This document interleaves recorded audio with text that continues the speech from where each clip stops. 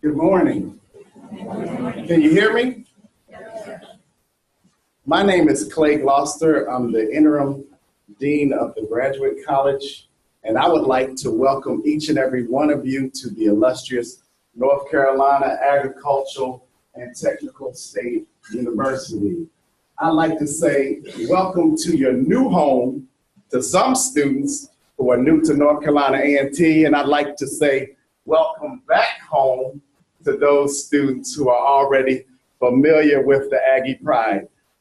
I like to have feedback, so let's wake up this morning. Can I get an Aggie Pride? Aggie Pride. Yeah, Aggie Pride is more than just a chant. It's more than just a saying. It's achieving great goals and everything, producing renowned individuals who are dedicated to excellence. If you haven't felt the Aggie Pride yet to those newcomers, you will soon feel the love of Aggies. And no matter where you go throughout this world, when you see someone from A&T, you'll feel that Aggie Pride. I'd like to welcome you as graduate students to North Carolina A&T. I sat where you sat some years ago. I'm an alumnus of A&T, and I'm proud of my alma mater, and I think that this is an exciting point in your career. Like me, I sat where you sit, and I had an opportunity to begin to think about all the wonderful things that I can do as a graduate student. For some students, you'll improve your writing abilities by writing a thesis or a dissertation. For other students, you'll be able to travel to international conferences and present the results of your research. Some graduate students will work closely with their faculty members, and they'll have an opportunity to submit invention disclosures that the university could potentially end up as a patent. Other students will be able to work with faculty, staff, and students from around the world. So I'm happy to see as many of you here this morning interested in pursuing your graduate degree at North Carolina A&T State University. Study hard, study hard, study hard, because the graduate students are the essence of the intellectual climate here in North Carolina A&T State University. It's you that does the research. And if you didn't know it, North Carolina A&T is third in the UNC system in funded research. So you are the heart of the research, and you are the students. So I hope that you'll have a wonderful matriculation here. I live in Gibbs Hall 100. My door is open if you'd like to come and see me if you have issues or concerns or any way that we can make your stay here better. Once again, I'd like to welcome you to North Carolina A&T, where you'll explore the depths of your intellectual prowess, where you'll discover exciting new technologies, and where you become leaders not only in your discipline, but in your areas of specialization, in the community, in the state, in the nation, and more importantly, in the world. Once again, welcome to North Carolina A&T.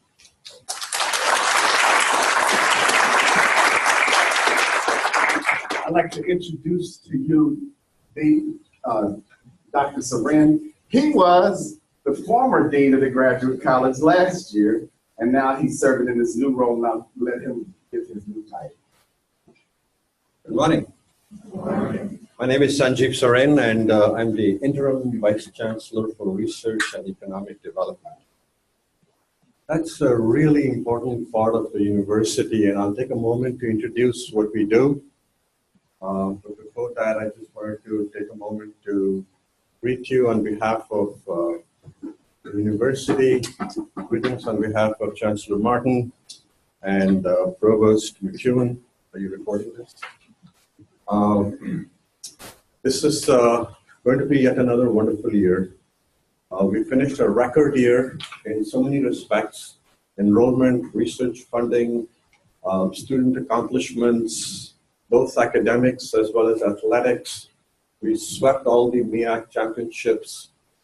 This has been a tremendous year, and the athletics director has been asked to beat that. How do you beat a clean sweep of all the championships? We're going to have to invent another championship to beat that. Again, this year is going to be a record enrollment. To complement that, we are hiring a record number of new faculty members, very highly accomplished. In fact, they have an equivalent orientation session going on in the event center at 1 o'clock. I'm speaking to them while you guys are in McNair Hall and parts of this side of the campus. 45 new faculty members. That's almost 10% of our full-time faculty members that we are adding this year. The landscape of the campus is changing dramatically. About a month ago, we broke ground on the farm. How many of you know we have a massive farm? Folks in ag probably know that. So about 3 miles east, we own a farm. We do a lot of our academic and research programs there, as well as extension program where we teach small farmers how to farm more productively.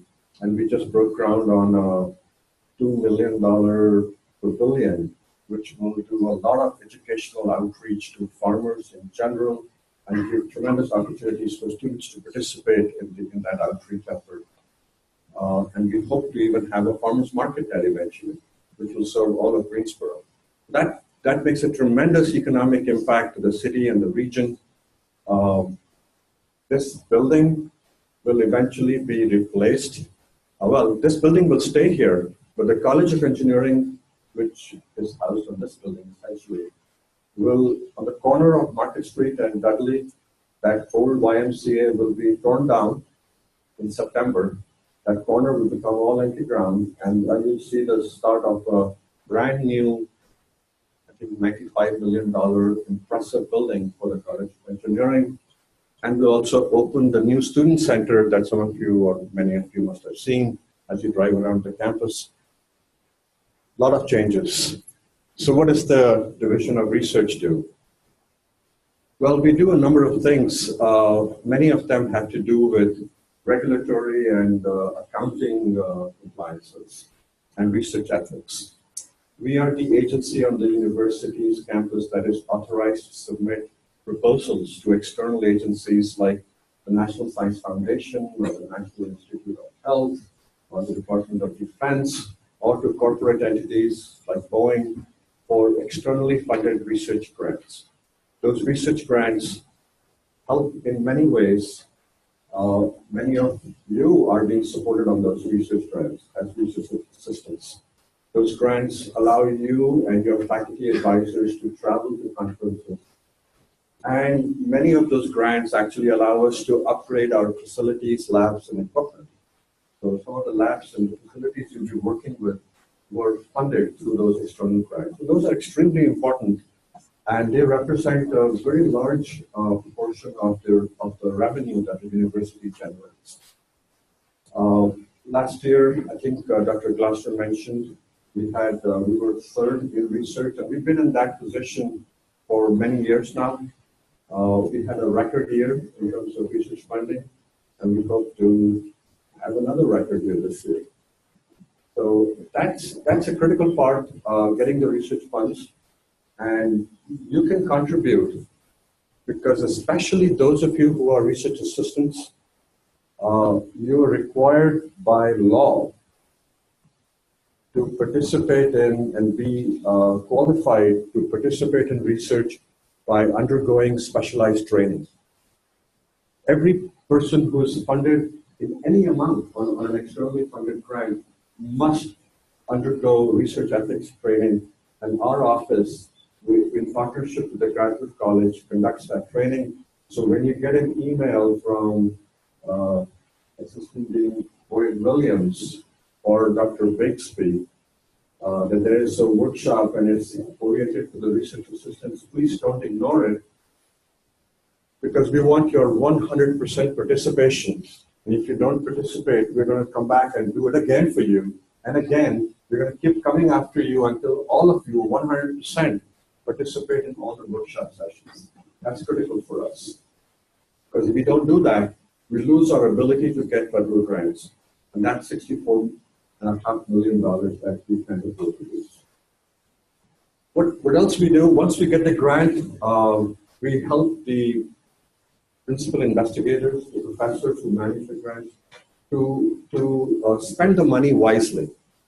There are lots of regulations as to what the money can be spent on, how it can be spent, how quickly it needs to be spent. And so our office, we have a number of accountants and staff who advise and actually provide oversight on how the funds are spent.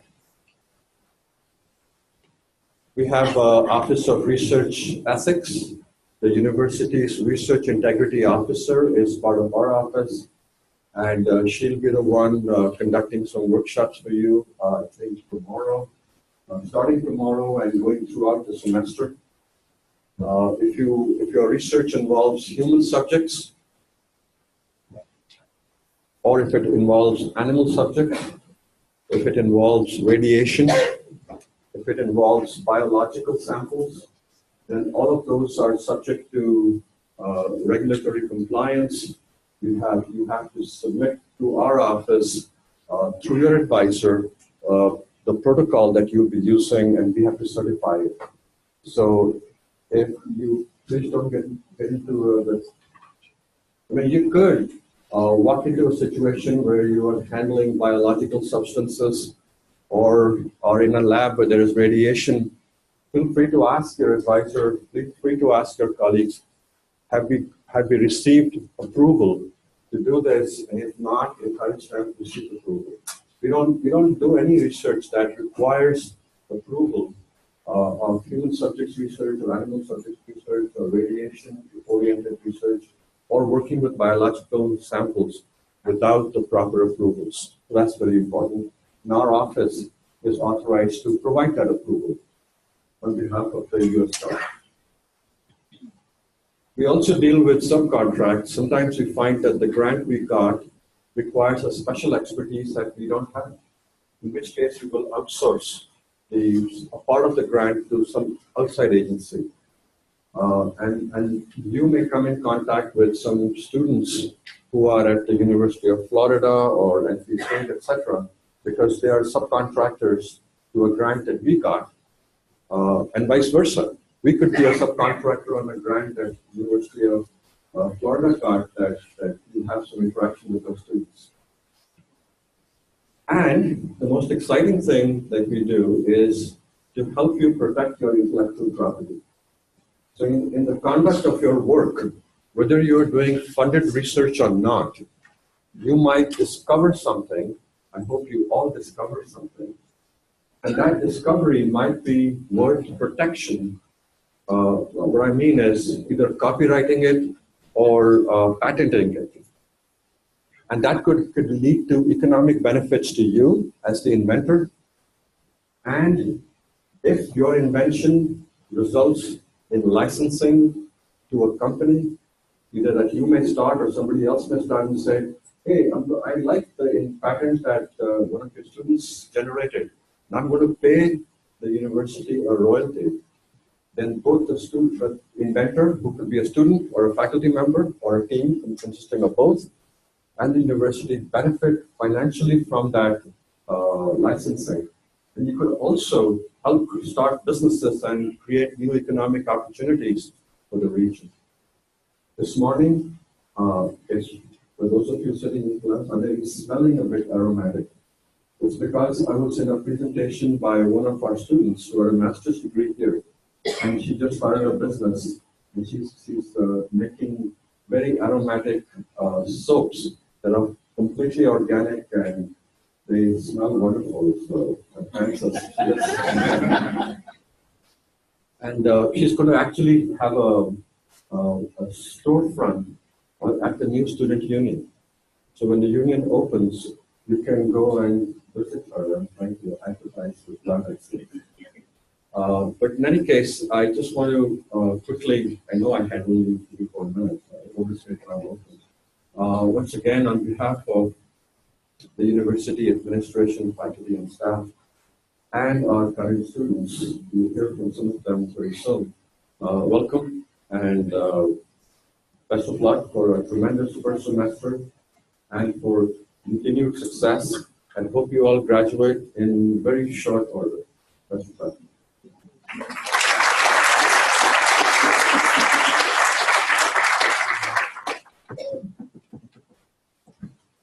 Good morning. Good morning. Wow, look at this room. It is packed. Standing room only. Welcome to the Graduate Student Orientation here at North Carolina A&T. My name is Sharon Hord, and I'm the Director of Leadership and Engagement out of the Division of Student Affairs and the Office of Student Development. On behalf of Dr. Melanie Pierce, who is one of your all's biggest fans, the Vice Chancellor of the Division of Student Affairs, we want to say Aggie Pride, and we hope that you guys have a most outstanding and wonderful experience while you're here. So you heard Dr. Seren talk about all the very important things that happened in research. What I'm going to touch on briefly is what we do out of the Division of Student Affairs and why that's relevant to graduate students.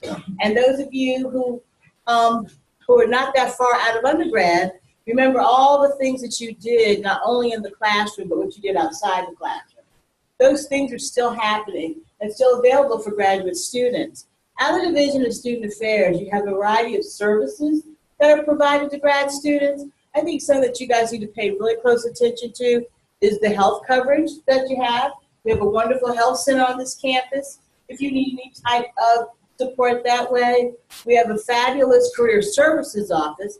I actually call it the Holy Grail at A&T. And you may come to A&T because you like the marching band. I'm talking about undergraduates. You may come because you like blue and gold. You may come because they're the best engineering program in the world. But why you really come, and the same for grad students, is to get a job. And our career services office is one of the top career services offices, I would say, definitely in the state. So for me, it's the Holy Grail. Everybody's working towards that. So you got career services, and they work and want to do as much as they can to support graduate students and all your endeavors and getting you ready for that next step. We have Multicultural Affairs. Our graduate students are probably the largest and diverse group of students here on this campus. In the Multicultural Affairs office, there's all types of support and wonderful opportunities that happen for all students on this campus to provide them depth and breadth in their experiences here. We have the Counseling Center, and I think I don't have to say much about that, except, you know, when you need a little support and talk to someone, run something by somebody, we have a wonderful staff of professionals who are here to support you in that situation. Out of the Office of Student Development, where I'm from, we do what I love to call head, heart, and feet. So we deal with things like community service. And every now and then, graduate students do approach us and wonder if we provide community service or if there are opportunities for grad students to do community service. So no, that comes out of our office. We do religious and spiritual life. We do leadership and professional development. We have all kinds of series to support professional and leadership development. I'm happy to say I love to see graduate students, doctoral students in a room with freshmen having great discussions about living, learning, and leading. So we have a nice, wonderful, I would say, rigorous opportunities for all students to become engaged and involved. And then, of course, there's student activities. And student activities does everything. That's where SGA falls. And then all the other activities that, again, are open to all students. So what I want to say to you, for those of you who may have the time, the energy, and interest, is to not lose sight of all the things that come out of Division of Student Affairs. I know if you're working and you're managing school, it might become difficult. But if there's something you think you have an interest in, you cannot find here, reach out to us and we will do our best to help direct you in that way. The thing I guess I'm most excited about is that I advise the Graduate Student Advisory Council. And they are a wonderful group that was created 6 years ago. I guess a reboot. There had been a council before, but a reboot of the Graduate Student Advisory Council. And I'm not going to take too much of their light away, but I'm going to tell you that it's about governance and advocacy. And this is an organization that was created to support graduate students. And so I want to say to you, if you have an interest in that as well, reach out to GSAC and get involved. So I would just like, again, to end with the way I began and just wish you a great semester. Have a great time here while you're here at A&T. Take advantage of everything. Again, my name is Sharon Ford, and I, along with GSAC, will be moving to the new student union, and you all will have space there that you can come and check out in the future. Take care.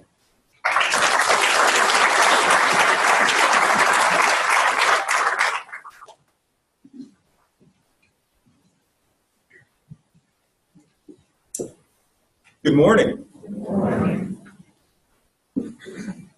While we're getting set up, I just introduced myself. My name is Dr. Dean Campbell. I'm Assistant Dean for Academic Services in the Graduate College at North Carolina A&T, and welcome. Just quick by show of hands, this is the second welcome. How many of you went to A&T as undergraduates? Or maybe have another graduate degree from A&T? Okay, welcome back. Soon to be double or triple A's. Awesome. Well, welcome back. And for those of you, we're really excited and delighted that you've chosen A&T for your graduate studies. I've been asked this morning to talk to you just about a few enrollment requirements that the university requires of all graduate students in the various programs. And I'm going to do that really, really quickly because there's a lot in there that you can't pack into 5 minutes. But I will tell you that everything that you're going to hear today will be online on our website in another day or two. So I know as soon as I say that, a few of you are zoned out and are checking your email, but that's okay. That's okay. But that's what we're aiming to do. We're really aiming to provide services that for graduate students, because we know a lot of you can't necessarily come to campus all the time. And so we're really trying to push more towards kind of paperless and more virtual in our services, okay? So really, some of the things I want to talk to you today about are what I call front door and then finish line, right? You're here to start at orientations here at the front door of your graduate experience, but it's really a good time to start thinking about the finish line because graduate education, your graduate experience can go pretty quickly. And as we all know, as graduate students, life goes on even when you're in graduate school, right? We all wish it would stop and hit the pause button to catch up with the rest of life, but often it doesn't. So I just want to talk today about some enrollment requirements that will help you move through your graduate program pretty smoothly and efficiently. And I will do my best to try to navigate technology as best I can. It is not a privilege to do. Okay.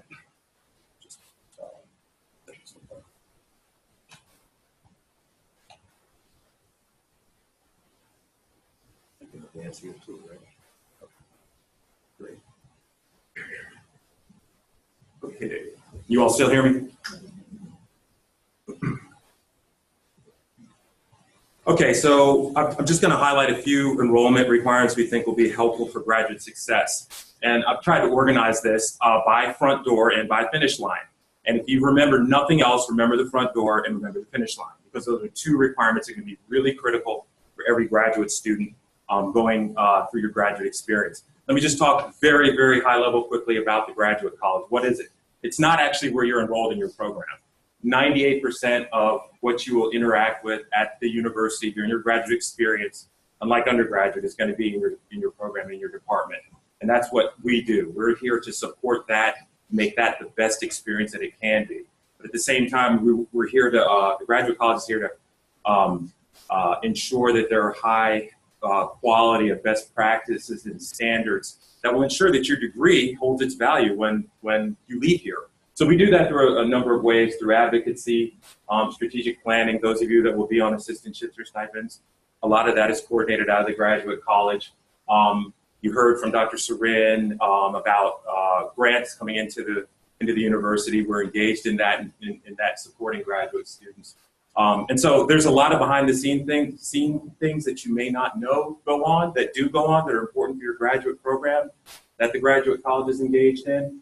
But when would you interact with the Graduate College? And these are some of the resources that I've highlighted today that we think you might look to when you may run into either some questions or issues during your graduate career that can help you navigate those. I'll talk about the plan, the graduate catalog, the plan of study requirement. Those of you that may have transfer of credit, if you decide at some point you may have to change graduate programs, the re-enrollment process in case you may have to stop out of graduate studies, and then we'll talk about the graduate application. The catalog. Everything I'm going to talk about today is in the graduate catalog. If you want a quick way to get to sleep at night, you can pull up the catalog and start to read it. It's just a lot of policy.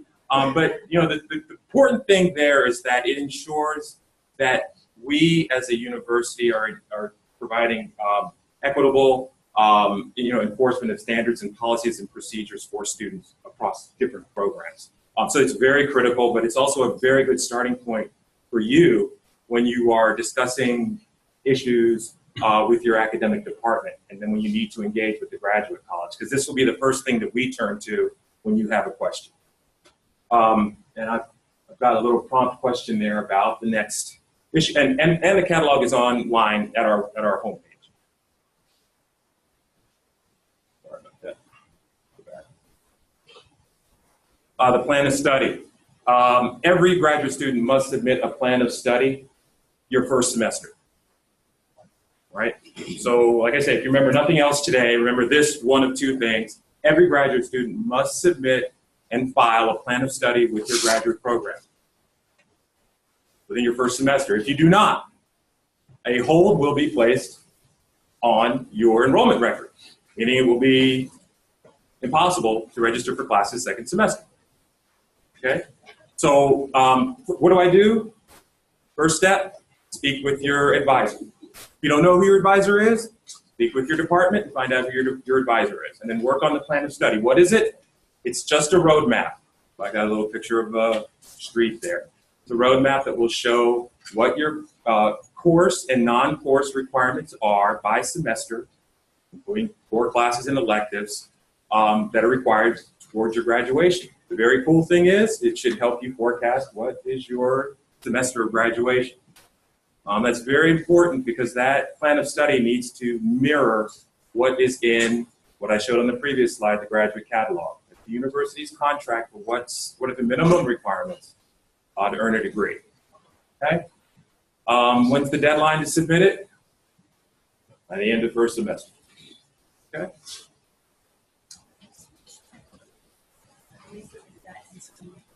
Let's talk a little bit about. Okay, if you came in, and I'm going to take questions at the end. I promised I would get through this in 10 minutes. But again, everything I've said here is gone into a lot more detail in the short video that we put online. If you have any transfer credits, if you took graduate courses at another university, A&T may allow you to transfer in up to 40% of your degree requirements for master's programs, a little different from PhD. But generally will allow you to transfer in courses from another accredited graduate institution if you have a grade of B or higher. That has to be approved by your academic department and by the Graduate College. And those courses need to be somewhat recent. Okay? How do you do it? Simply log on to our webpage at the Graduate College webpage and download the transfer of credit form and have your department review it and sign it, and have your department submit it to us, to the Graduate College. Again, this is something that should be done in the first semester because if you have previous work, it's very helpful in advising and planning out what other courses at A&T might complement courses you've had already. For whatever reason, you want to change programs. The university will allow students with good academic standing, meaning a 3.0 graduate GPA or higher to do so if they meet the admission requirements for the new program. That has to have approval of your outgoing as well as the new program. Again, we have a form on our website that will help you navigate that process. You cannot change programs. Students are not allowed to change programs who are newly admitted. Why? Because you have to have good academic standing. And until you have an actual GPA, if you don't have a GPA, then you can't have any academic standing. So you have to wait at least one semester before you can request a change of program. If for whatever reason you have to stop out of graduate studies, and life happens, you take a new job that takes you out of the area, or you have a personal life situation that needs to have you stop out of graduate studies. You can do so for no more than one non-summer semester and have your spot held in a way by completing the re-enrollment process. That just means you really don't need permission to leave. You just have to complete the re-enrollment form within one semester of returning with a $35 fee. If you are out of graduate school for longer than a semester, you're out for a year, you will be required to reapply for readmission to your program. Meaning you have to go through what you just went through to return to graduate studies. Okay? And then there's obviously the other university requirements for students that are re-enrolling in our health center and campus safety requirements. Okay, and the final thing I advised maybe you might want to take a note of is the finish line, right? And we hope this all comes very quickly for each one of you. In order to enter graduate studies, you had to apply for admission. In order to receive a degree from the university, you have to apply to graduate, okay? The graduation application is required for every student that is going to receive a degree.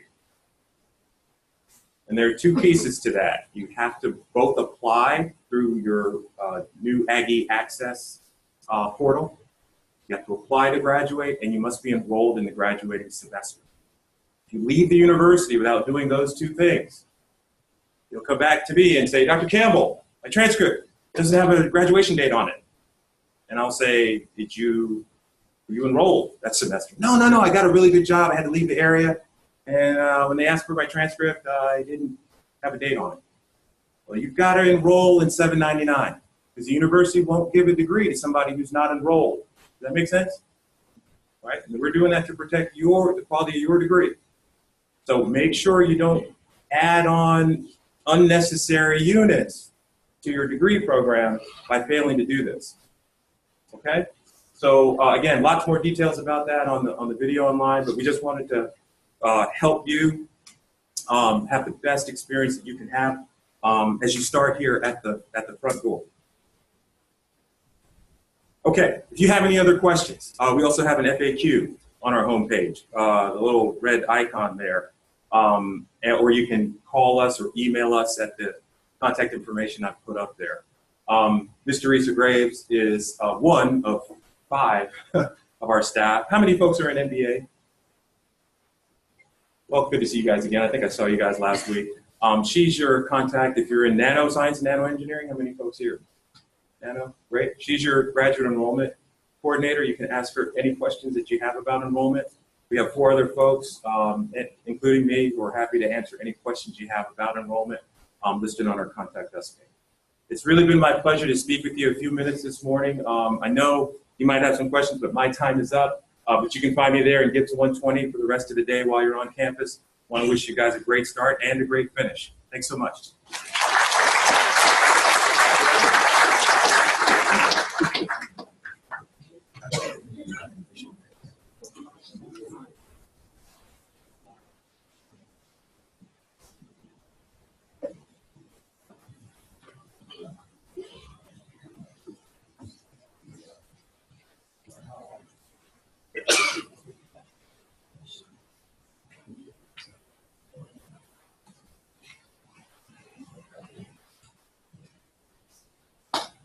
Good morning, everybody. I'm doing my own transition with both the tech and the introduction.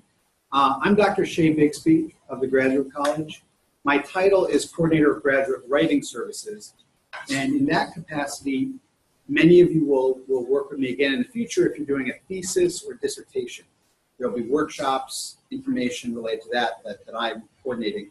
You'll also be involved with me if you participate in many of our professional development workshops and other professional development and graduate assistant training activities. Now, today what I want to do with you is quickly show you both some basic things and some higher level things about our web-based resources.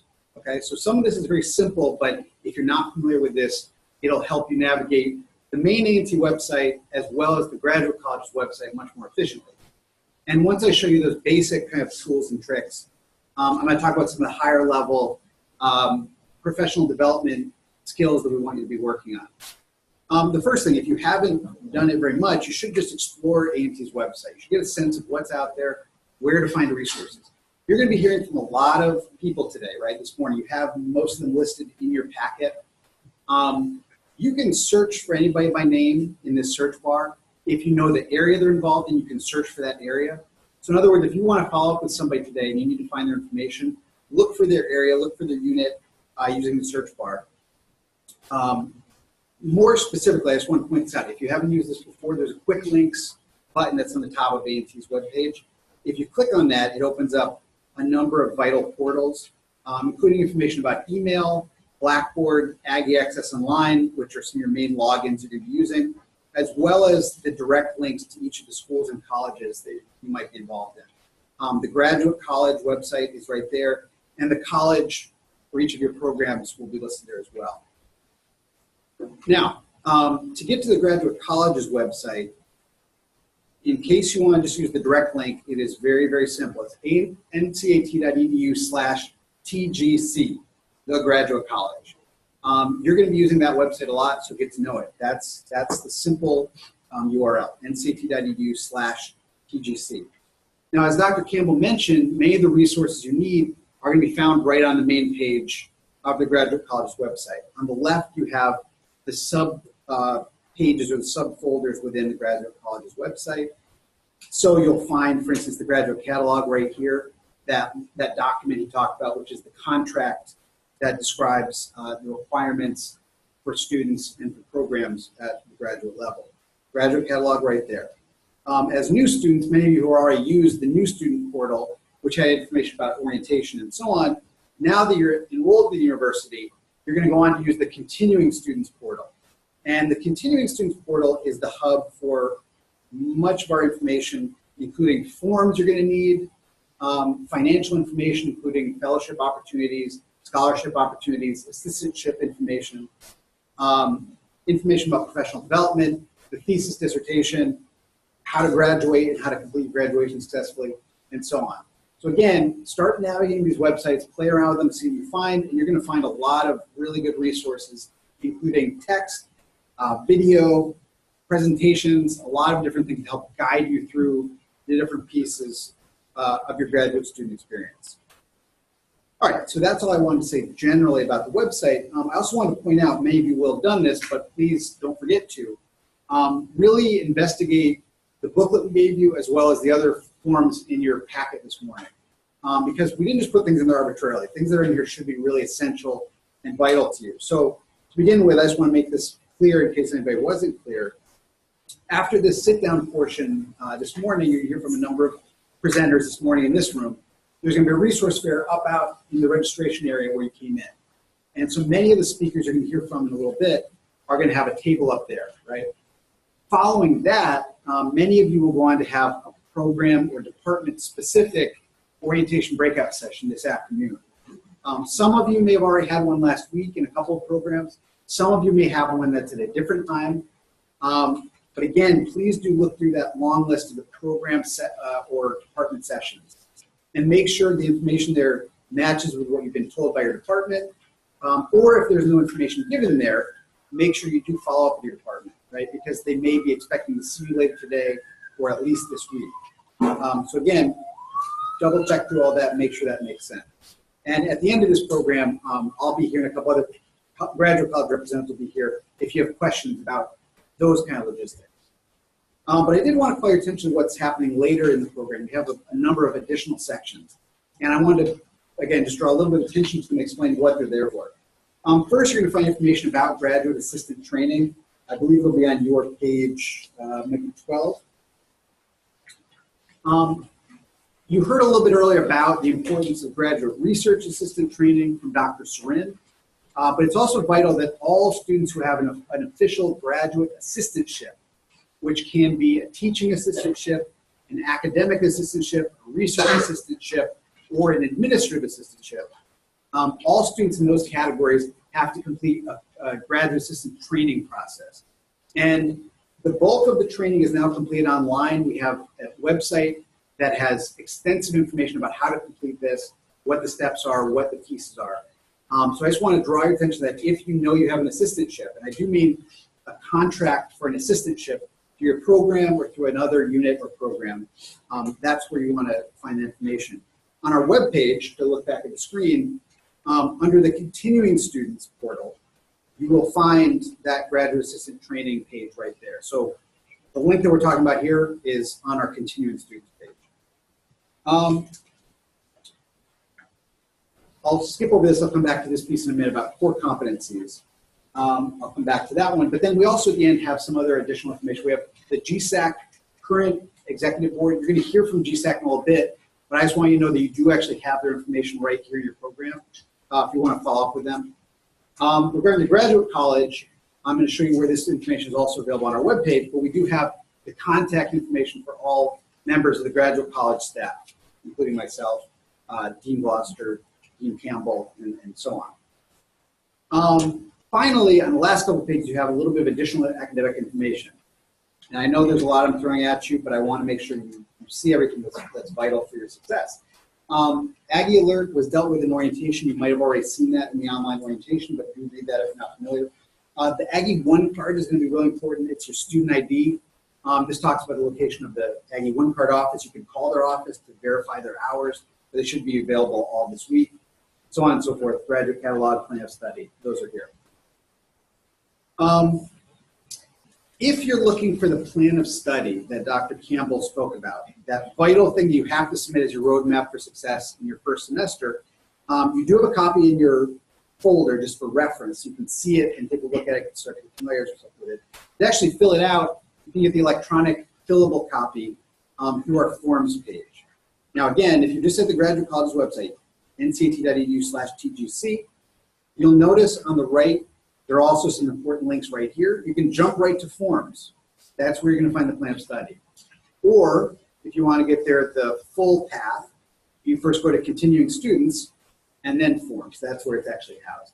But again, the forms page is where you're going to find the plan of study, your degree clearance form, a number of those other forms relevant to the academic processes Dr. Campbell talked about, as well as information that's related to graduate assistantship and the thesis dissertation submission process.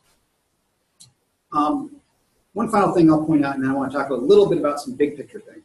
On the main page of the Graduate College's website, you also find Contact Us, right?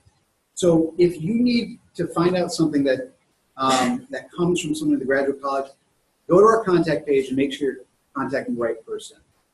For general inquiries, you can of course use these email address and this phone number to just have a general inquiry to the Graduate College.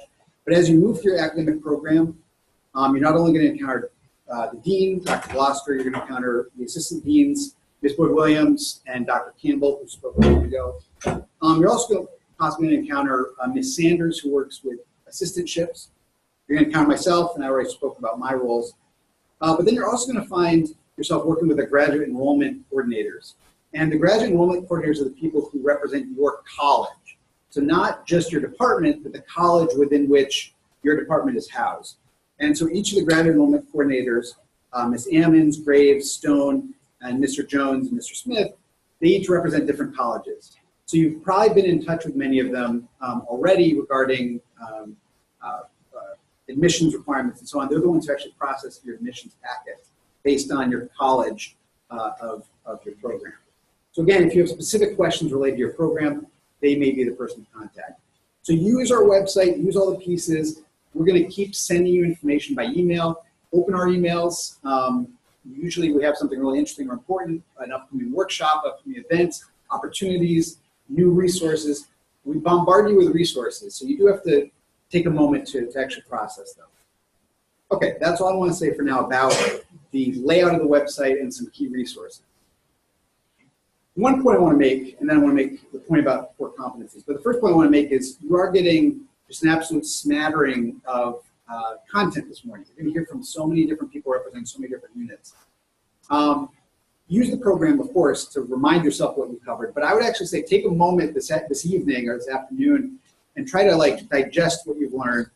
Try out all the things we're showing you, make sure it makes sense, find the links you need now so that if you can't find them, you can ask about it. Among the resources you're going to hear about, take a moment and really think about which of these resources are most relevant to you. Mark down those names, make some notes, have a new file, a new spreadsheet with graduate school, graduate level resources that you're going to make use of. Make some notes to yourself so you actually have a place to go back to find the things you need when you need them. And along that same line, I want to just introduce you to what we call our core competencies for professional development. So if you're in the continuing student section of our website, you can go to the professional development workshops page. We have a lot of things here. We have workshops. We have some other resources, some self-guided online modules. But I want to draw your attention to this. What we're calling our professional development, our career readiness core competencies for professional development. And the gist of it is this. The idea is, as a graduate student, you're going to have a whole range of experiences. But ultimately, your goal is to thrive in your program and then ultimately be really hireable when you finish a program, right? You want to be able to get a job right off the bat. You want it to be a really high-powered job. In line with that, we have a set of professional development skill areas. And what we want you to do is think about yourself not just as a member of your program doing highly specialized research in a certain field, but as someone who's rounding themselves, who's developing a fully rounded professional kind of portfolio of skills, of talents that will be applicable in any future career position you take. And so with that in mind, we have our core competency areas. And you're going to hear about this over the years because when we have workshops, we always kind of tie them into these different sub-areas. When you're taking a class, you can think about how different pieces of what you're doing, different activities, different skills you're working on are not just part of your course, but are part of your broader professional development package that you're developing in yourself. And so we want you to think not just about your disciplinary expertise, which is part of it, yes, but also your career development. How are you planning to look for jobs before you get to the finish line? How are you planning to network with people in your field to be in a good position to get a job when you finish? How are you working on your communication skills? Whatever they are right now, you can improve your speaking skills and your writing skills. Those are ongoing, lifelong processes. So how are you taking workshops, taking on opportunities to improve your writing so that when you present to a future employer, they're impressed with you right off the bat. They can see that you not only have the smarts, but you have the ability to present the information. How are you working on entrepreneurial skills? How are you thinking about where you can take your skill set and do something new, something creative, potentially something lucrative or productive in that way? How are you aware at the big picture level of global trends, global dynamics, and cultural dynamics that might come into play in your future work? How are you developing yourself as a leader, as a manager, as somebody who can not only do a task, but who can actually delegate tasks, who can analyze and break down a task into its subcomponents?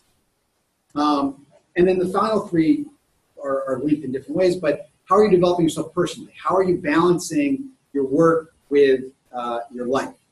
How are you advancing yourself as a researcher? How are you developing yourself as a teacher? So again, we want you to think about these areas of skill, of competency, and how you're working towards all of them simultaneously, even as you complete your graduate degree program. So again, my name is Dr. Shea Bixby. You can always feel free to contact me if you have questions about anything I talked about today or any other question that might be of relevance.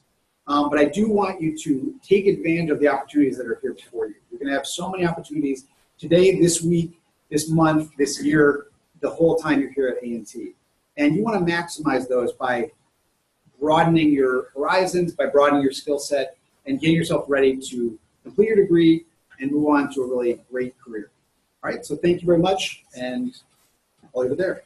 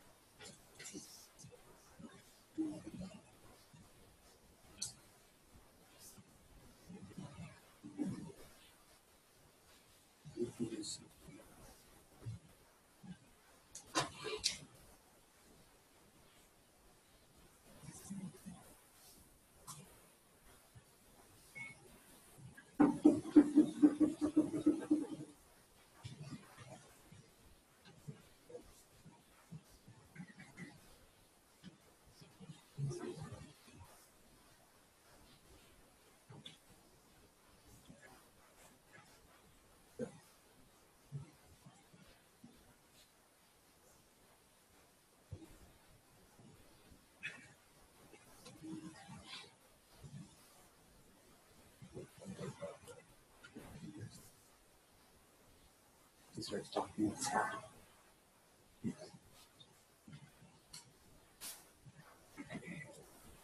Well, good morning, everybody.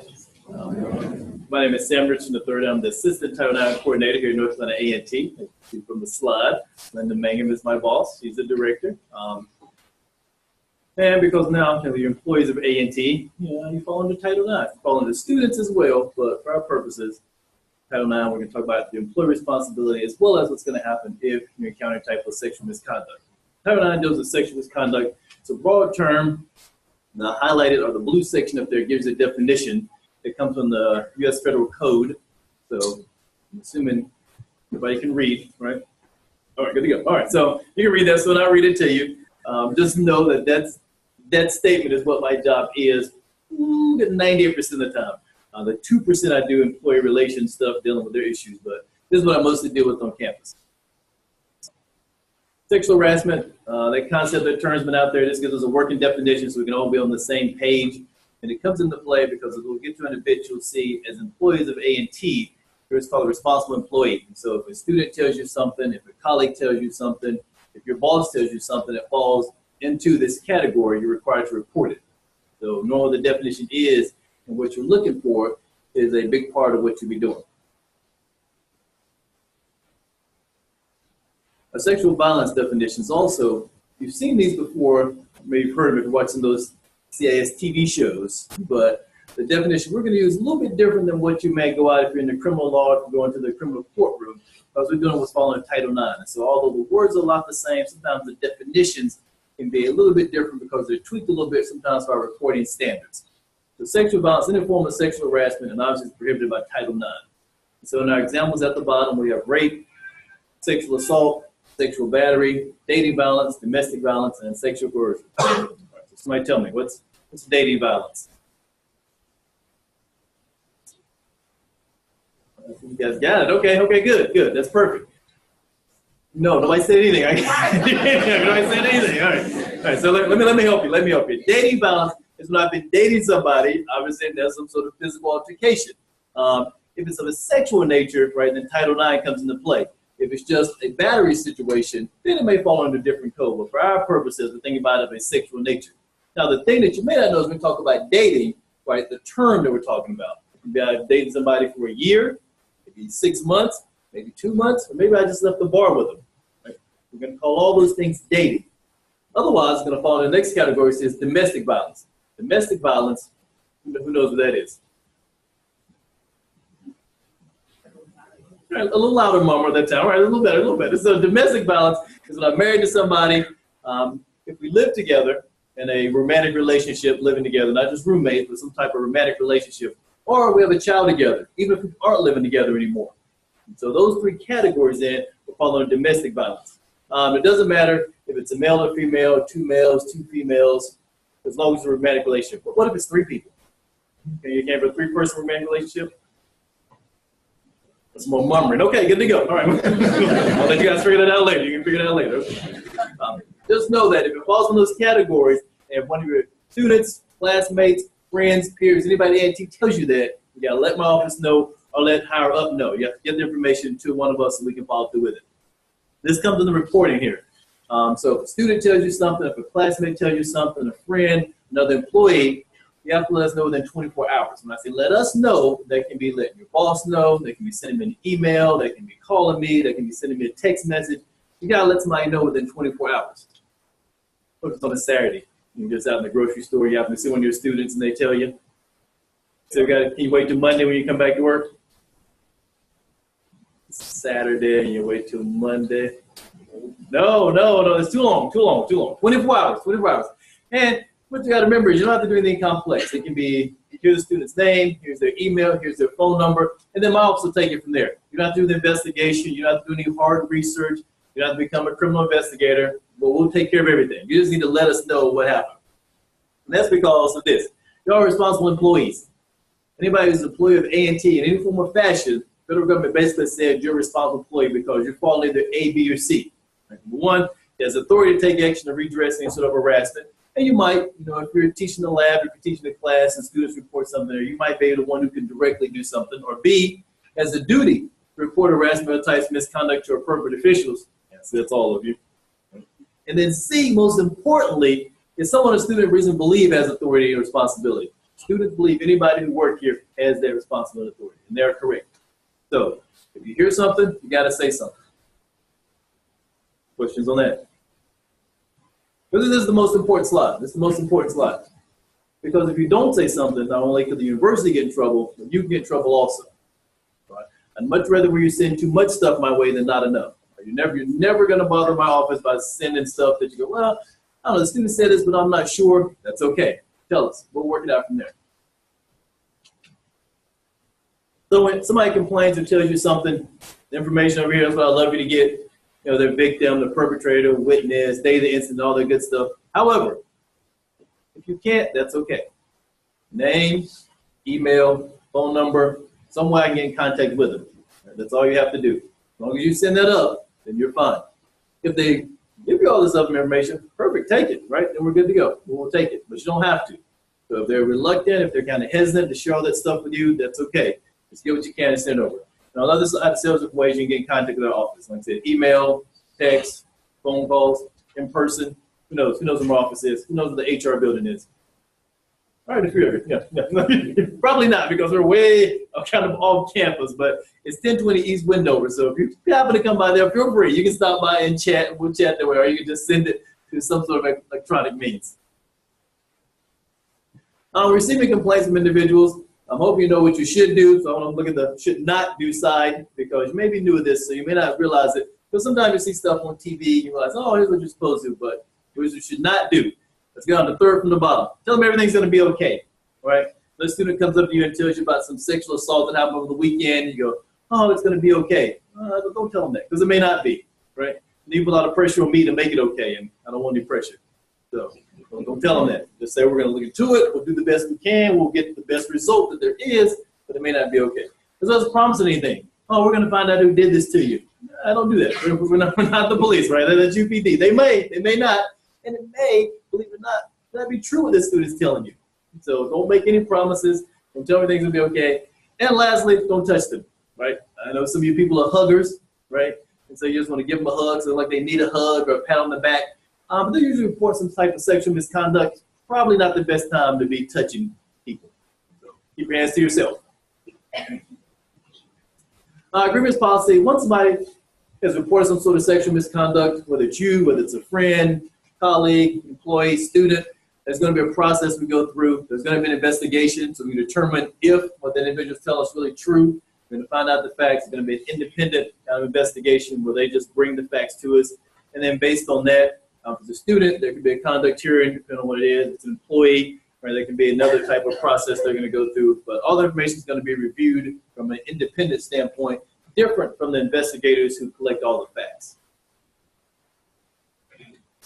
Once somebody does report something, various measures we can take. Basically, we can do anything that we need to do to make sure whatever type of harassment is going on is going to stop, and we can make sure the individual is going to be safe. Whether it's changing their classes, class schedule, the dorm they live in, the person they report to, if it's an employee, the time they work for their employee. We can make all sorts of changes to make sure that they can go about their business here at school and not have to worry about the harassment continues. Confidentiality. Here's the next thing. So the student's going to come to you and go, well, I need to tell you this, but I don't want you to tell anybody. Can you do that? No. Remember that the slide way back where I said you got to tell somebody? You have to tell somebody. You have to tell somebody. And you need to let them know that, because when they get that call from me, they're like, how'd you find out about this? Don't worry about that. No, I'm going to say, well, we got this information, and so I'm just following up. Now, once I call them, they don't have to give me any more information. They don't have to cooperate. That's completely up to them. We're not the police in that regard, so they don't have to cooperate. We want them to cooperate so we can get better at stopping sexual harassment and sexual misconduct, and hopefully kind of weed out on our campus. But you need to let them know that we'll keep this confidential as possible, but I can't at all promise it's going to be 100% confidential.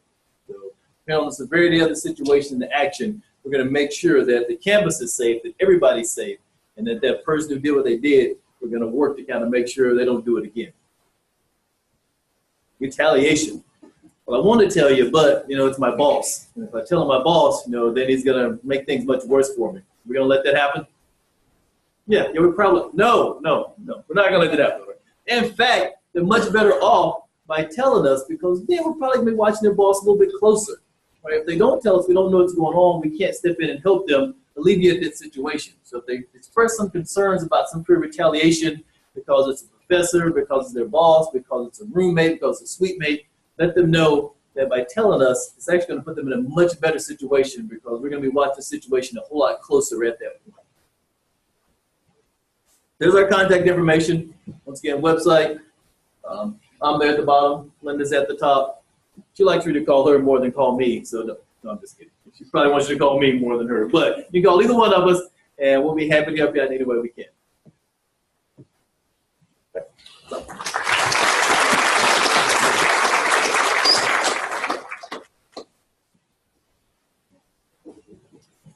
At this point of the program, we'd like to move to information about the Graduate Resource Fair that we're going to have beginning at 10:30 out here. So we'll have representatives from the various divisions and units on campus that will be available to talk to you, come and introduce themselves. So first, I'd like to introduce the GSAC representative, Mr. Fahd Abasari, president of GSAC. He'll come and make it.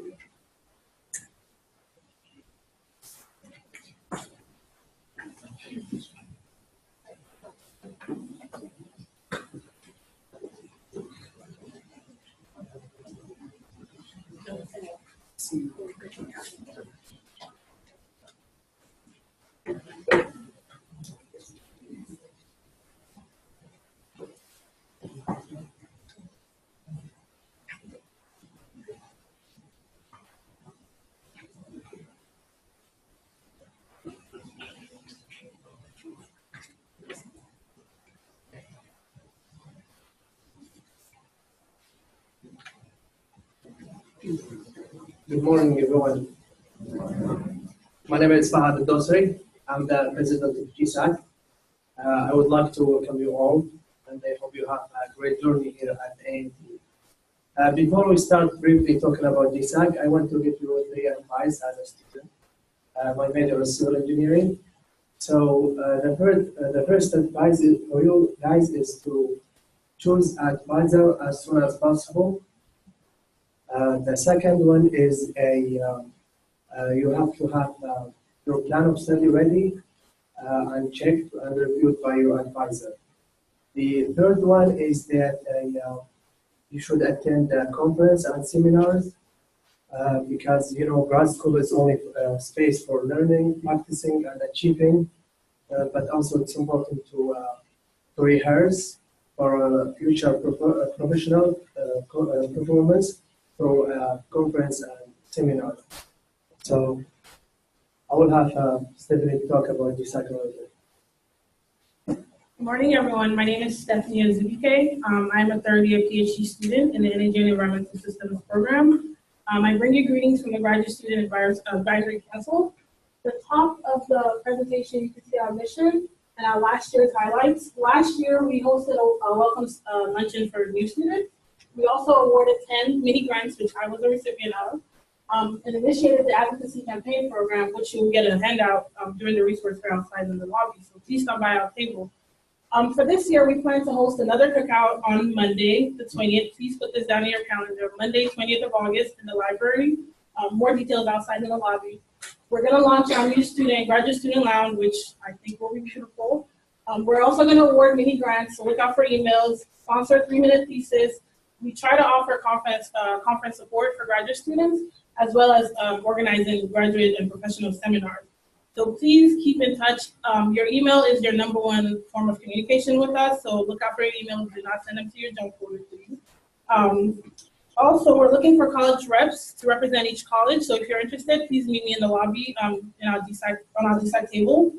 And we will be giving away free flash drives and t-shirts. So, come to all our events, come to our general body meetings. We are your voice for the graduates.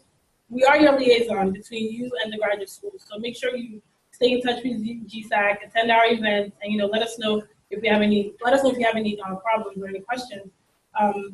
This is our 2018-2019 e-board. I'll let them introduce themselves. Hi, I'm Rita. I'm the research and awards chair.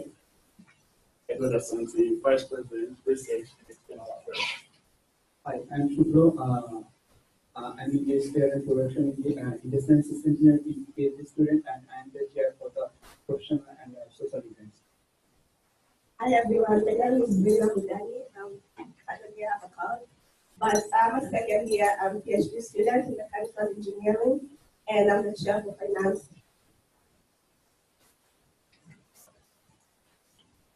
So again, thank you guys for coming today, and we hope you have an amazing time here at A&T. Aggie Pride.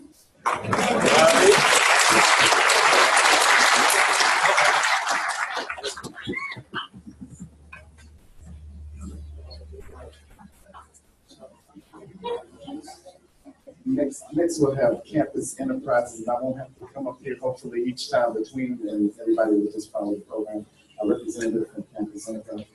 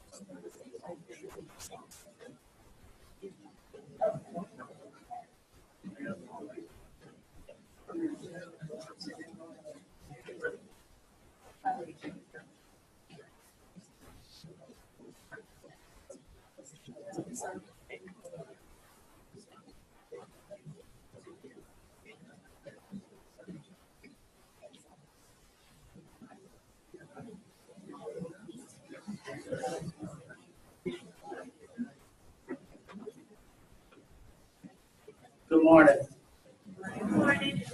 How's everybody doing today? All right, my name is Jamal Featherstone. I am the Marketing Director for Campus Enterprise.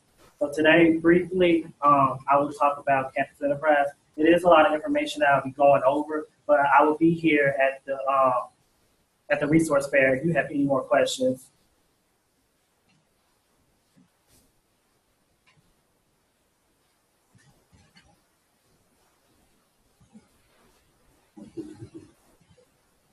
Y'all doing good today?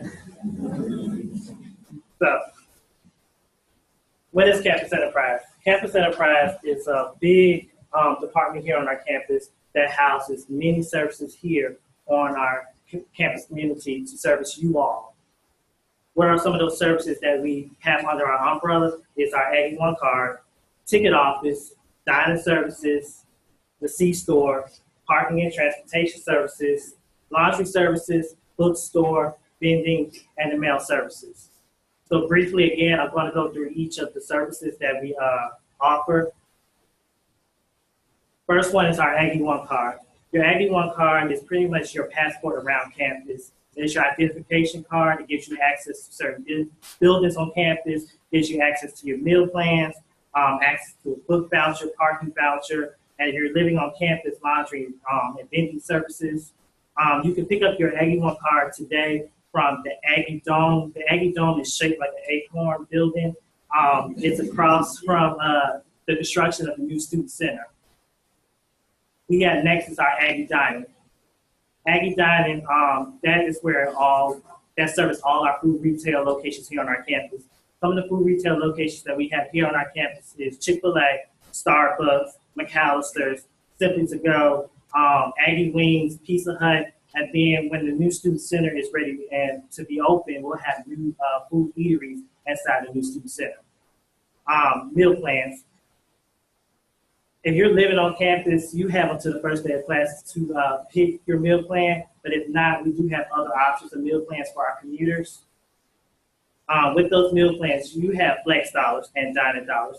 Flex dollars are used only in our food retail locations here on our campus, as well as dining dollars. Flex dollars do not roll over from semester to semester, but dining dollars do. And in case you ever run out of flex dollars or dining dollars with your meal plan, you can add Aggie dollars. And Aggie dollars can be used at any food retail location or in our bookstore, ticket office, or even the C-store, our convenience store here on our campus. Also with flex dollars this year, you can use them in our convenience store, which is called the C-store here on our campus. And simply, if you guys download the Get mobile app, this is where you guys can add money to your Aggie One card. So this is a good way just to make sure you spend your money here on campus. You don't use your regular money. It's a good way to budget your money to make sure you spend not your outside money, but just Aggie dollars here on our campus. These are just examples of our commuter plans. I will not go over all the meal plans, but you can go to our website. We have it's 13 meal plans that we have that you could go and visit. If you go to Campus Enterprise and click on Aggie Dining, that's where all our meal plans will be.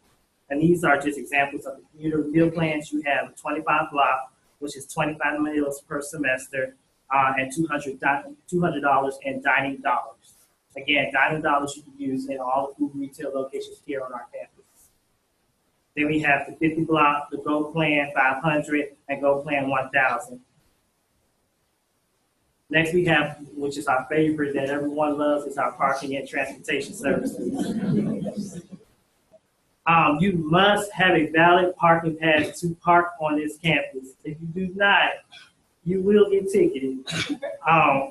The cost for a permit for the academic school year is $242. That's just for our surface main lots. We do have access to the parking deck. You can also get a parking deck pass, which is as well $242. Then we also have another parking pass, which is called our park and ride. With the park and ride, these are parking lots that are outside of our campus where a shuttle comes and brings you to campus. And this is $125. So after 3 o'clock with your park and ride pass, you can park on campus. We also have other sources of transportation. We have a partnership with the city of Greensboro, the Heat Bus, and GTA. all you have to do is just take the Aggie One card and swipe. We also have park mode. Say if you want to park at the by a parking meter, this is a good way for you. If you don't have any coins, you can pretty much use your cell phone to pay for the parking meter. So say you're in a class and you're at the meter and time is running out. You don't have to get out of class to go pick coins inside the meter. All you have to do is use your phone and they'll do it right there. It's just an app. Then we also have line bikes, which are the green bikes that you see around campus. If you use your in-CAD address to sign up, it's just $1 a ride for 30 minutes. So if you go over 30 minutes, it'll just keep adding on. Then we have a car rental service here on our campus, which is a zip car. It's all you have to do is download the app. It's $15 to become a member, $7.50 an hour to ride. So once you download the app, all you do is just take your phone to the windshield of the car, and it opens up the car with the key and the gas card. Next, we have our bookstore that serves all your book needs here on our campus. The bookstore does do price match with Barnes & Nobles, and not Amazon, local competitors here around our campus. And online Barnes & Nobles, if you find a lower price online through Barnes & Nobles, all you have to do is just take it to Barnes & Nobles here on our store and just show them, and then they'll price match. And then this is a way for you to get your official A&T gear.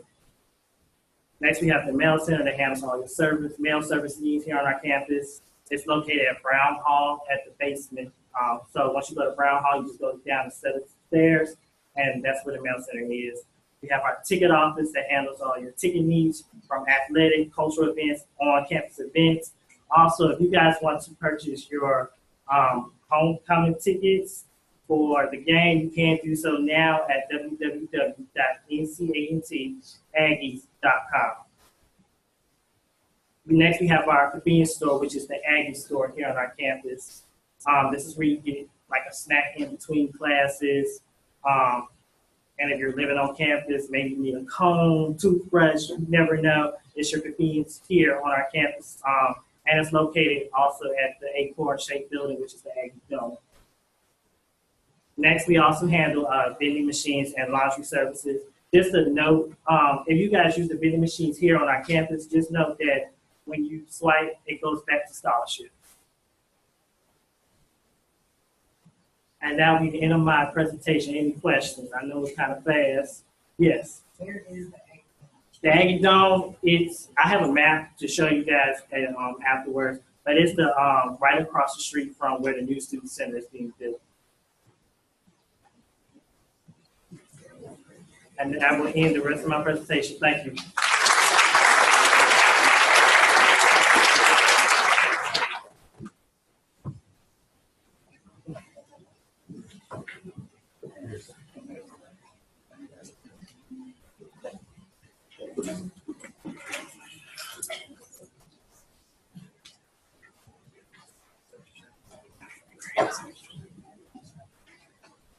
Hey, good morning, everybody. My name is Daniel Grigg. I work with the Office of Career Services here at A&T. Our location is Murphy Hall, so we're right down the street this way. So if you leave the building, go to the right with that first building on your right. Real quick question. I know I'm tired. You probably are as well. Who's here to make money at some point? That's the best question.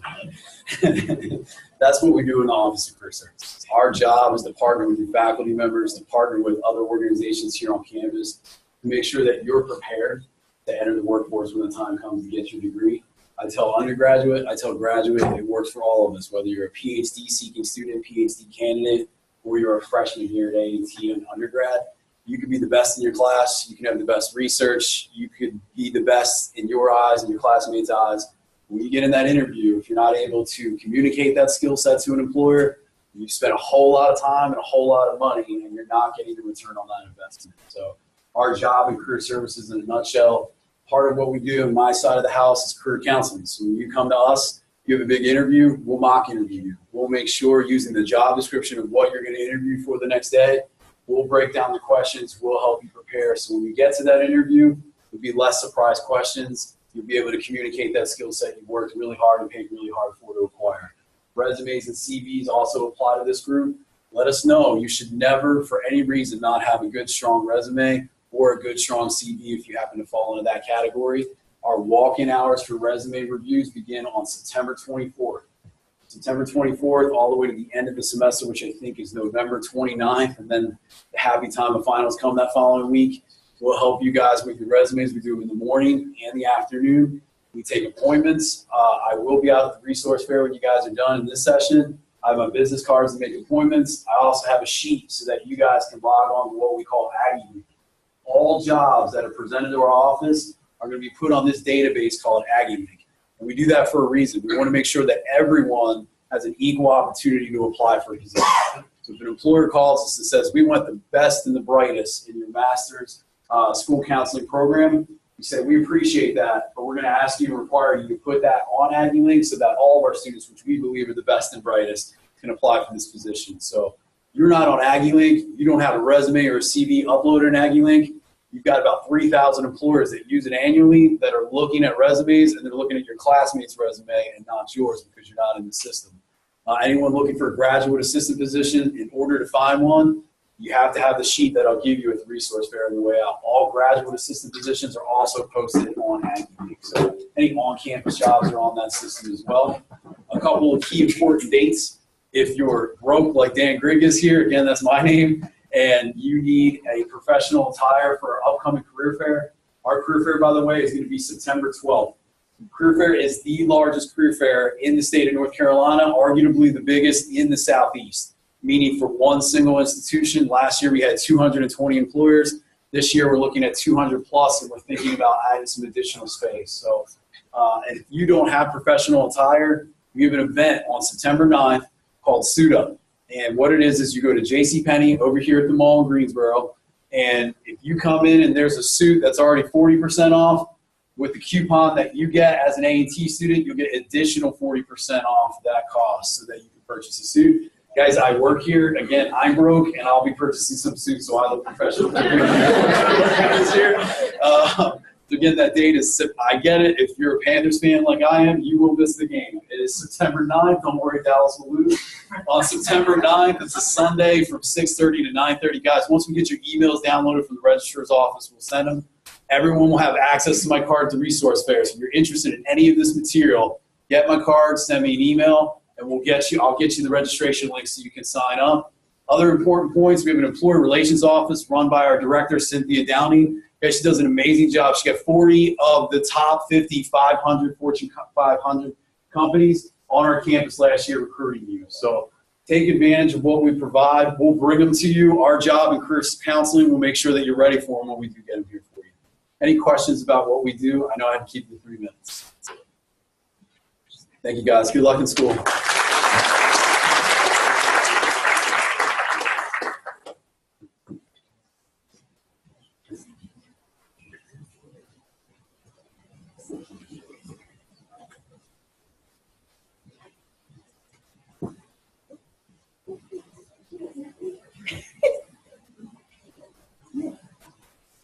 Good morning, everyone. Good morning. All right, how many Aggies we have already from undergrad?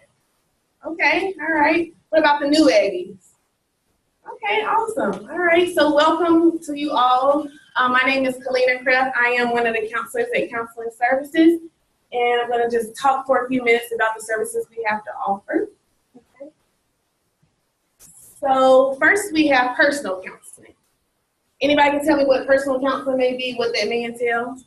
What's some topics we can talk about? Good. I didn't see the person, but that was perfect. Life transitions. What else? Come on, don't be shy. About grief. It could be grief, right? Relationship problems, roommate difficulties. I mean, you name it. So personal counseling is basically anything the person wants to talk about. We also offer academic skills training. So this may be if you need help with time management, study skills, because studying may be a little different from undergrad, so sometimes people need assistance with adjusting from undergrad level to graduate level, so we can assist with that. Also, if you have test anxiety, we can show you some techniques to relieve some of that. We do career appraisals. So if you are unsure about what you'd like to do after you graduate, we can provide you with appraisals, as well as talk to you a little bit and help you determine, what direction you may want to take.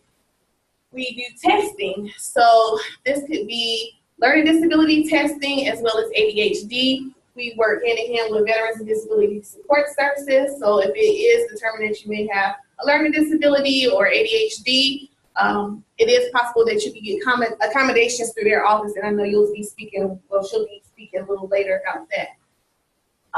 And we have a collegiate recovery community. So this is a community for individuals who are in recovery from addictions. That could be drugs, alcohol, or addictive behaviors, or if you're just an advocate for it. It is under counseling services, but it's located in the Student Health Center, room 220. We have programs, social activities, all types of events. And they get a lot of free t-shirts, so it's definitely a fun community. Our services are free and confidential. Everybody say free. Free. And confidential. Okay. The Office on Violence Against Women awarded Bennett, Shaw, and Auntie a grant basically to promote education on sexual assault awareness. So every presentation we try to at least include a little bit of information about that so that you are aware. I won't go into much detail today, but if you do have more questions, please contact our office. Okay, so a bystander is a person who is at the scene witnessing a situation, whether directly or indirectly. What we encourage you all to be at ANT is an active bystander. So not just filming something, So if you see something, say something. Assess the situation, come up with a plan. We're never going to ask you to put yourself in harm's way, So there's other methods of intervening and being an active bystander. So it may be a direct way, okay? So it may be actually confronting a person to intervene in a potentially dangerous situation. However, if you don't feel comfortable with that, like I said, you need to use your judgment. Don't do that. You can create a distraction or you can delegate. So delegation may be just calling you PD, okay? Or Title IX or a residence assistant. And also just know your resources, because being an active bystander may be just giving someone some resources that they may not know about. So once again, we are in 109 Murphy Hall, open from Monday to Friday, 8 to 5 p.m. Services are free and confidential. Thank you very much.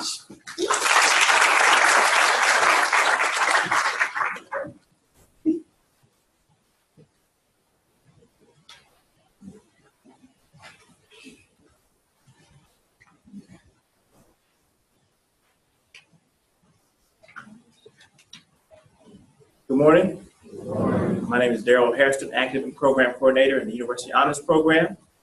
Primarily, we do work with undergraduate students. Currently, we have more than 500 students in our program, freshmen through seniors in various majors across campus. I'll get to in just a moment. I'll speak a little bit about how we can serve and benefit you as graduate students. But we do want to welcome you to A&T. It's indeed an exciting time, whether you just finished undergrad 3 months ago and are still 21 years old. I know we got some of you in the room. I remember being 21, starting graduate school. It was a big deal to me. Or whether you're returning to school after many, many years away, welcome to A&T. And you are indeed in a very good place here at A&T that's going to help you get to the next chapter, propel you to the next chapter and successes in your life. So welcome again. So if you do know of any undergraduate students, which you all are not, of course, but if you have any siblings or mentees or former students that are considered A&T, we'll have information on the table out there about requirements. Briefly, it's 3.75 high school GPA, as well as 1230 math and verbal SAT or 26 ACT. So we are growing our program. We're hoping to move from a program to a college in the coming years. So you know, the undergraduate students thinking about A&T, and also we have some scholarship information out there for undergrads in our program. But for you all, we do have a position in our office. It's actually vacant at the moment, but we will be filling that position hopefully in September. We'll have a National Fellowships and Scholarship Coordinator. We've had one before that moved on to another location, but we'll be hiring that person hopefully very, very soon. And we have lots of postgraduate awards that you all can apply for. Many of them are specific to major or your research interest or just interest in general, or perhaps where you might want to study somewhere in the world. So that said, just an example, category of international and language, we have the Fulbright, which we had our first Fulbright winner, Mr. Emmanuel Johnson, about 6 or 7 years ago, and he's, I think, completing his PhD now at the University of Southern California, working with robotics and computer science. We have Humanities in Action. We have Swartzman Scholars.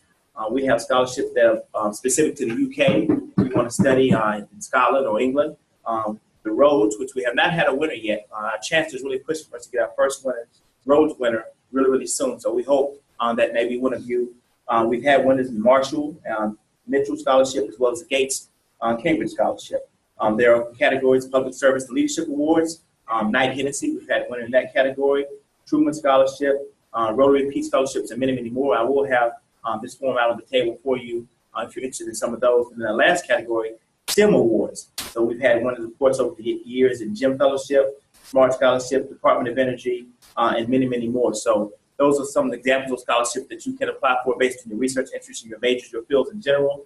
And we look forward to serving you. So when that person does start, hopefully in the next 3 to 4 weeks, we hope you come by our office, meet with him or her, schedule an appointment to talk more about these scholarships, because some of these deadlines will be coming up in the fall semester, October, November, and please keep those in mind. And again, welcome to A&T. I'll be out at the table in just a little bit if you have any questions. So again, thank you.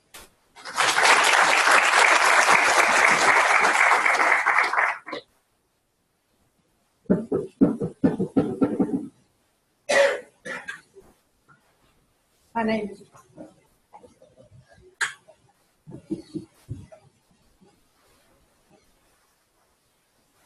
name is Ms. Moore.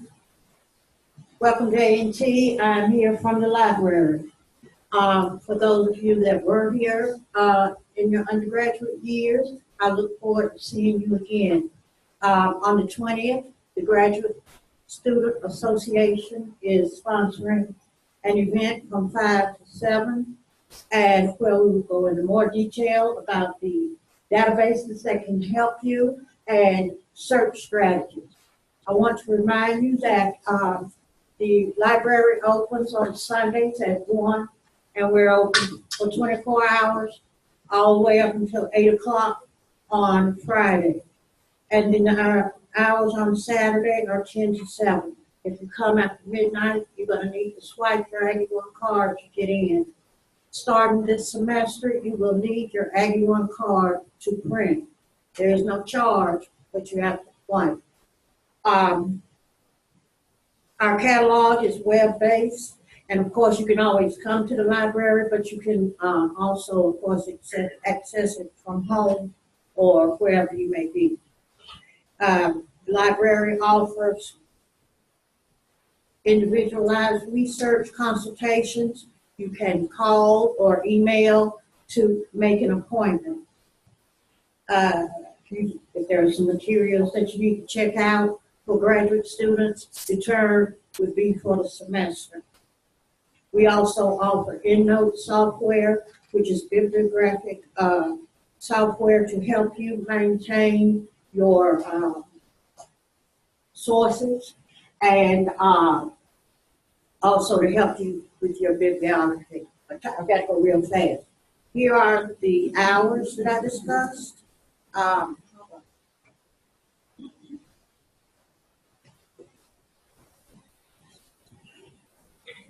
Down at the bottom, when you get a chance, I want you to look at the LibGuides. And they are set up by department.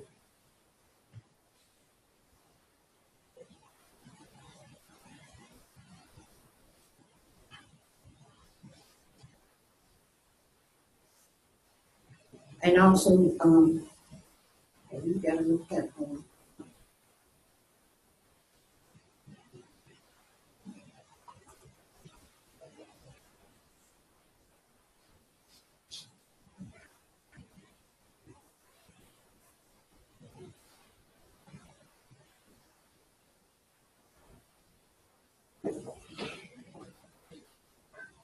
And also check out the Research Data Toolkit, which will talk to you about different skills for setting up your thesis or dissertation.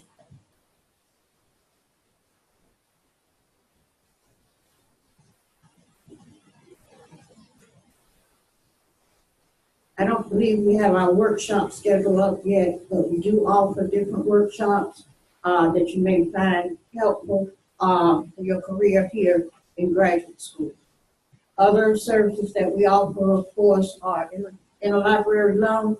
So if there's something that you need that we don't have, you can request the library to get it for you. Also, if you see something that we need to purchase, you can also, there are forms online where you can also submit that information as well. And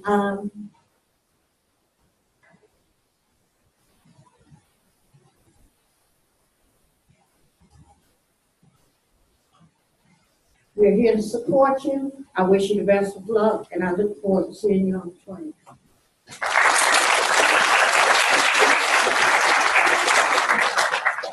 And at this time, we're going to insert one additional speaker into the group here. So we're going to have Mr. Gerald Spades from the Multicultural Student Center. So proceeding alphabetically after L, we're going to Multicultural Student Center. And I'll have him introduce himself. Morning. Yeah, I'm certainly well aware of the fact that you all are tired and you're inundated with a lot of information. So I'm going to make this real short and sweet. Why is very important. And first of all, let me just say my ego is a little tattered because I'm usually, with my personality, I'm always in the midst of everything. But I'm only joking, actually, by not being added. But I'm joking to this. But it's very critical for me when I talk about the Multicultural Student Center and the functionality of what we do. That's very critical because it's very important that every student on a college campus, not just North Carolina A&T, know that they all fit under the umbrella of multiculturalism and diversity and inclusion.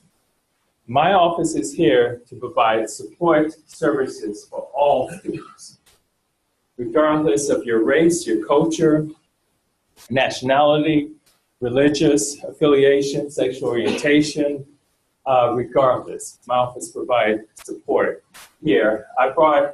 Before I just real quickly talk about some of the real important resources that we offer within the Multicultural Student Center, I actually asked my assistant director, Ms. Manuela Sanchez, and she'll wait.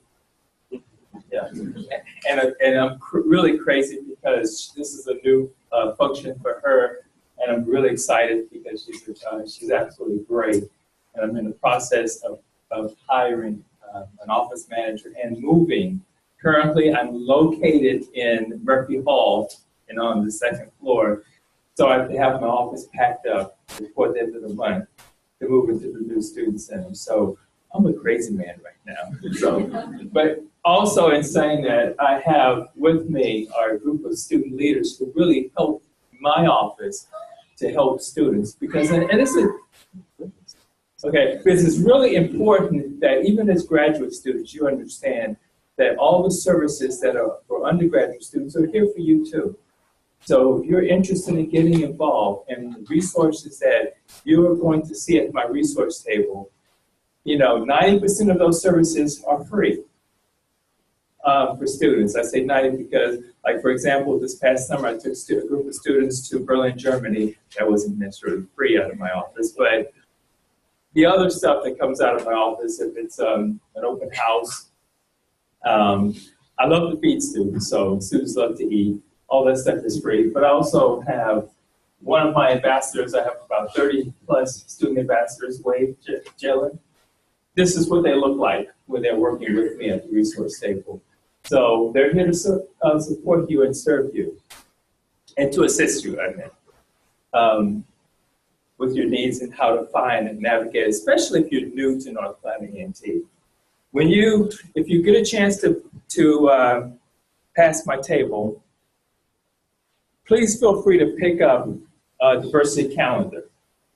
These are events, highlighted throughout the year. It's only really about 60% of what's going to happen because my office served this university in an important way because we collaborate with almost every office, as well as often in classes as a guest lecturer as it relates to special needs, as well as pick up a brochure.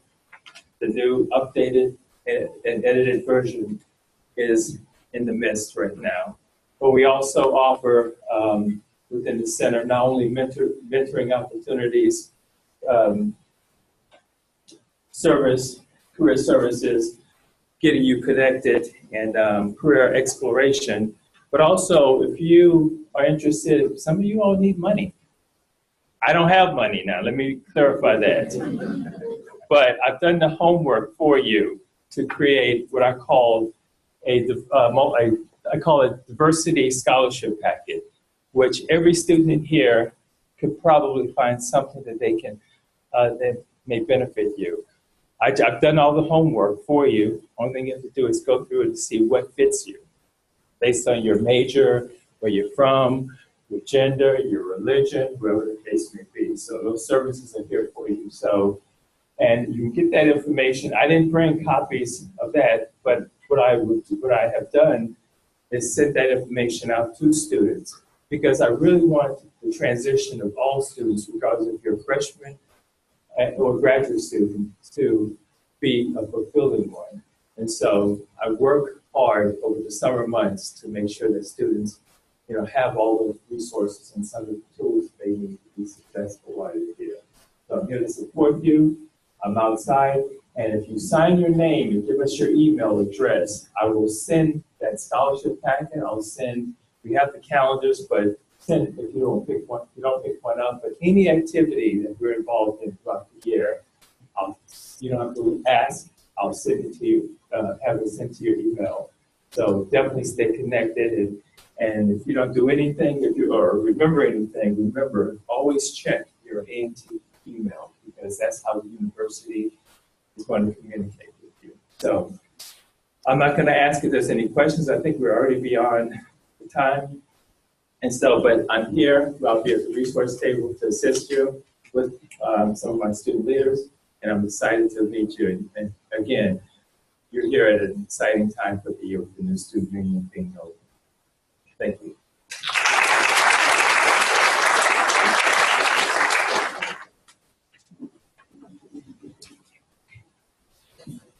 We're going to have one more quick detour before we get to the last two resource fair introductions. We have Dr. Ram from the College of Engineering. Hello, I'm Bala Ram, I'm Associate Dean in College of Engineering. I just want to alert all the College of Engineering students, we have a orientation here for you from 1 to 3, following which you go to the individual department. 1 p.m. to 3 p.m. would be the College of Engineering orientation right here, after which you go to the individual department. Engineering. So it's only applicable to engineering, College of Engineering students.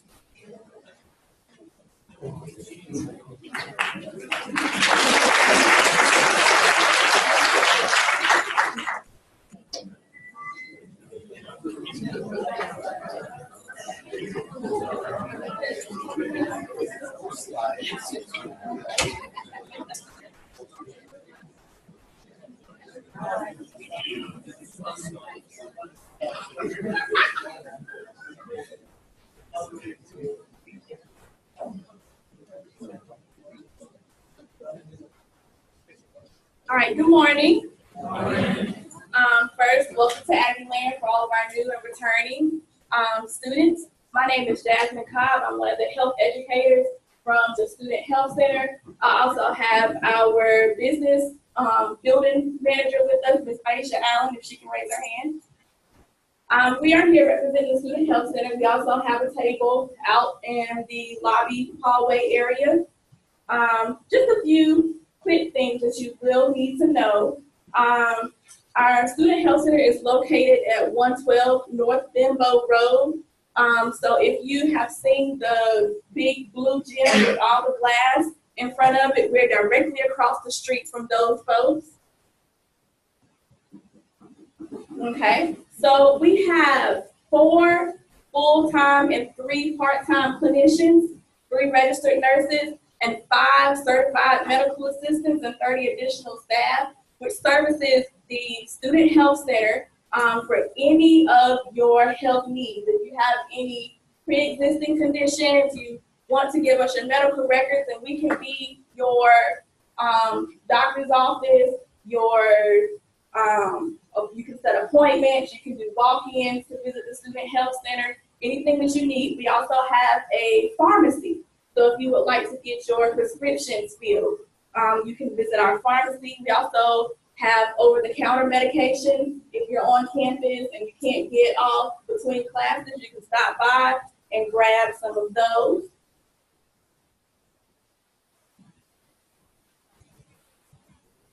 Okay, so we are fully staffed and we have 11 exam rooms. We also have an x-ray room. So hopefully you won't need any x-rays, but if so, you can stop by the Student Health Center to get that taken care of as well.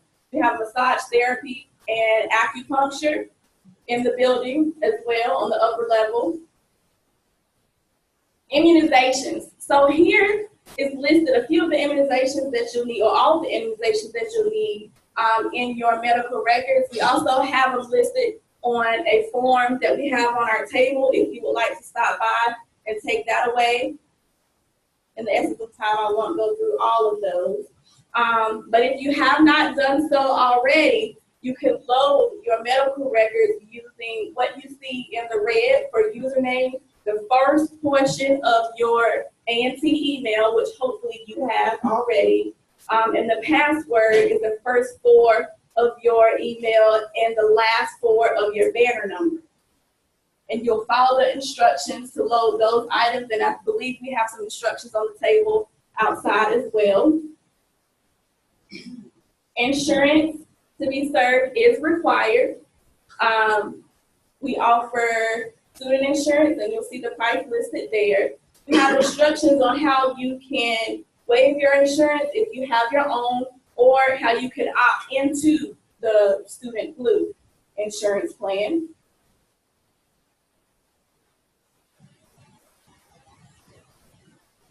And so that was just a quick overview.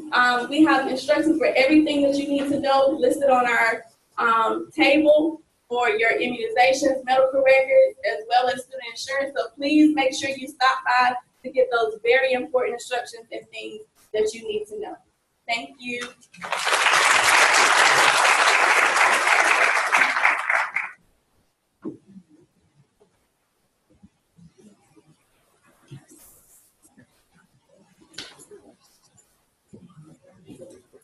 Good morning. I was told after me, well, they're done in here, so you're welcome. I'll be quick. My name is Martisha Thomas. I am the university's Veteran Affairs Federal Representative or official. I am with Veteran and Disability Support Services. Currently, we are one office with 2 missions. We service both student veterans and dependents of veterans, and those students that are seeking accommodations for disability. In 2 days to maybe a week, you will then find out that we have split, and we will then be Veteran and Military Affairs and the Office of Accessibility and Resources. So if either of those apply to you, whether you're a student receiving educational benefits from the U.S. Department of Veteran Affairs, or if you are a student seeking accommodations, please come by and see us. Actually, I'll rephrase that. We are the only people you can see to get either of these services. So please be proactive and not reactive in coming to see us. For those seeking veteran services, we are located in the Veteran Center at the Oaks. It is an actual house on the corner of Dudley and Bluford and across from the A&T 4 statue. And if you are seeking accommodations, they will be located in Murphy Hall, Suite 01. I'll have a table outside, so if you have questions, that's where we'll be.